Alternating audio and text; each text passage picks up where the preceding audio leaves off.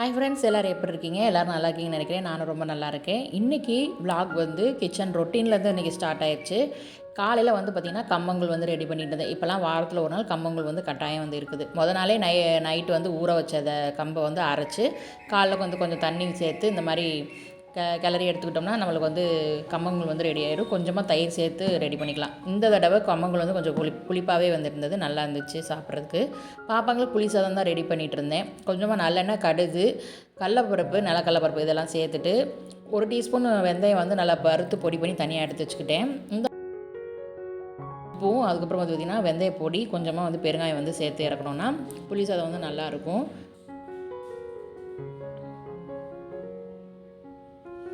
பாப்பாவுக்கு வந்து கொஞ்சமாக தயிர் சேர்த்து கம்மங்கூழ் வந்து ரெடி பண்ணி கொடுத்துட்டேன். காலைல வந்து ஹஸ்பண்ட் ட்ரிப்பு போயிட்டனால நான் தான் வந்து பாப்பாங்களை ஸ்கூலில் கொண்டு போய் விடணும் அப்படின்றனால கடகரன்னு வேலையை வந்து பார்த்துட்டு இருந்தேன். இதுக்கு வந்து வடகை வந்து பொரிச்சு கொடுத்துட்டேன். நான் இந்த வேலை செஞ்சுட்டு இருக்கும்போதே கம்மங்கூழ் வந்து கொடுத்துட்டேன். பாப்பா சாப்பிட்டுட்டு இருந்துச்சு. ஒரு ஆள் புளி சாதமே சாப்பிட்டு கிளம்பிருச்சு. சின்ன பொண்ணுக்கு பாப்பாங்களை விட்டுட்டு வந்து தான் சாப்பாடு வந்து கொடுக்கணும். அவங்கள கொண்டு போய் இறக்கி விட்டுட்டு அதுக்கப்புறமா வந்து பாப்பாவுக்கு வந்து கூழ் தான் வந்து கொடுக்க போகிறேன். ஃபைனலாக பாப்பாவையும் கொண்டு போய் விட்டுட்டு பாப்பாவுக்கு சாப்பாடும் ஊட்டிட்டு கிச்சனில் சிங்கில் வந்து கடந்த பாத்திரம் எல்லாத்தையும் கழுவி வச்சுட்டேன். ஃபைனலாக வந்து கேஸ் ஸ்டவ்வையும் வந்து க்ளீன் பண்ணிவிடுவேன். காலையில் ஒருக்கா சமைச்சு முடிச்சோடனே க்ளீன் பண்ணுறேன். ஏன்னா அதுக்கு அங்கிட்டு கேஸ் ஸ்டவ்வில் வேலை இல்லை அப்படின்னா அதை வந்து க்ளீன் பண்ணிவிடுவேன். அட்லீஸ்ட் தொடச்சாவது விட்டுருவேன். அதுக்கு அங்கிட்டு வேலை இருந்துச்சுன்னா தொடச்சி மட்டும் விடுவேன். ஆனால் எந்த வேலையுமே இல்லை அப்படின்னா நீட்டாக கழுவி எடுத்துடுவேன். கீரை கடையில் தான் பண்ணியிருந்தேன். அதனால் கீரை கடையில் அப்பளம் பொரிக்கிற வேலை இதெல்லாம் பண்ணிடுவேன். ஏன்னா அப்பளம் பொரிச்சா கூட அந்த கேஸ் ஸ்டவ்வில் அப்படியே தெரிச்சிருது. இன்றைக்கி ஷோகேஸ் க்ளீன் பண்ணுற வேலை இருந்துச்சு. கொஞ்சம் வந்து நம்மளுக்கு ஸ்ட்ரெஸ்ஸாக இருந்துச்சு எனக்கு. அதனால் நான் வந்து என்னோடய மைண்டை டைவர்ட் பண்ணணும் அப்படின்னு சொல்லிட்டு நான் வந்து க்ளீனிங் ஒர்க் தான் ஸ்டார்ட் பண்ணிகிட்டு இருந்தேன். எப்போவுமே வந்து ஃபோன் எடுத்து நம்ம வந்து யார்கிட்டயா பேசிட்டு பண்ணோம்னா இதை விட ரொம்ப நம்மளுக்கு வேலை வந்து சீக்கிரமாக முடியும். ஆனால் நான் ஃபோனில் தான் வீடியோ எடுத்துகிட்ருக்கேன். அதனால் எனக்கு பேசுகிறது இது இல்லை. ஸோ அதனால் நான் வந்து அந்த மைண்டே நினச்சிக்கிட்டு நான் வந்து கடகடன் வேலையை வந்து ஸ்டார்ட் பண்ணிட்டேன். இந்த கீழே இருக்கிற 2 செல்ஃபும் பாப்பா ஆல்ரெடி வந்து பண்ணி செல்ஃபில் மாற்றிருந்தாங்க. ஸோ அதனால் அதுக்கு மேலே அவங்களுக்கு எட்டாது. அதனால் நான் வந்து அந்த வேலையை வந்து பண்ணிகிட்டு இருந்தேன். வீட்டில் ஒன்றும் பெரிய திங்ஸ்லாம் இல்லை. நான் இப்போ தான் மீஷோலே ஆர்டர் பண்ணி இந்த வீட்டுக்கு வரும்போது ஒரு 4-5 பொம்மை வாங்கி வச்சிருந்தேன். இதுதான் எங்கள் வீட்டில் ஷோகேஸில் வந்து இருக்கும். அதுக்கப்புறம் வந்து பார்த்திங்கன்னா ஒரு 4 யானை பொம்மை இருக்கும். மற்றது எல்லார் வீட்லேயும் இருக்க மாதிரி பவுடரு, உண்டியல் இது மாதிரி தான் இருக்கும். வேறு ரொம்ப பெரிய இதெல்லாம் இருக்காது. ஸோ இதையே நம்மளால் பராமரிக்க முடியலன்னா என்ன அப்படின்றனால இதெல்லாம் நம்ம வீட்டில் வந்து நம்ம வீட்டை நம்ம தான் நல்லா பார்த்துக்கணும் அப்படின்றனால நான் வந்து பார்த்து எல்லாமே பண்ணுவேன். எங்கள் வீடு தூசியாக இருக்கக்கூடாது அப்படின்றனால நான் வந்து இதெல்லாம் செஞ்சிட்ருப்பேன்.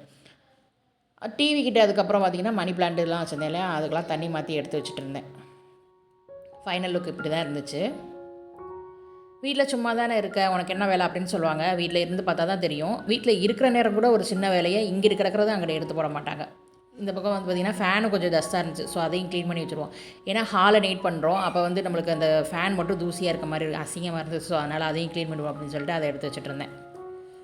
லைஃப்பில் எல்லோரும் சொல்லுவாங்க நம்ம கஷ்டம் வரும்போது நம்ம வந்து சோகமாக இருக்கக்கூடாது அப்படின்ட்டு. ஆனால் கஷ்டம் வரும்போது அந்த ஸ்டேஜில் இருக்கவங்களுக்கு தான் தெரியும் அது எந்த மாதிரி ஒரு மைண்டை வந்து உள்ளாக்கும் அப்படின்ட்டு. ஸோ அதனால் எங்களுக்கும் கொஞ்சம் சின்ன சின்ன பிரச்சனைகள்லாம் வந்து இருந்தது. ஸோ அதனால் மைண்ட் ரொம்ப அப்செட் இருந்தது. 2 நாளாக ஒரே அழுதுகிட்டே தான் இருந்தேன். என்ன பண்ணுறதுனே தெரியல. ஸோ அப்போ சாங்ஸ் வந்து கொஞ்சம் நேரம் போட்டு விட்டுட்டு அதோடு அப்படியே பாப்பாவும் பாடிக்கிட்டு இருந்தால் நானும் அப்படியே கொஞ்சம் நேரம் ரிலாக்ஸ் பண்ணிவிட்டு கொஞ்சம் டீ வச்சுருந்தேன். டீயும் குடிச்சிட்டு அதோட ரிலாக்ஸ் பண்ணிட்டு இந்த ஜோஜோ பாட்டு கேட்டாலே வந்து பார்த்திங்கன்னா கொஞ்சம் கண்ணீர் வரும். ஏனே தெரியல அது.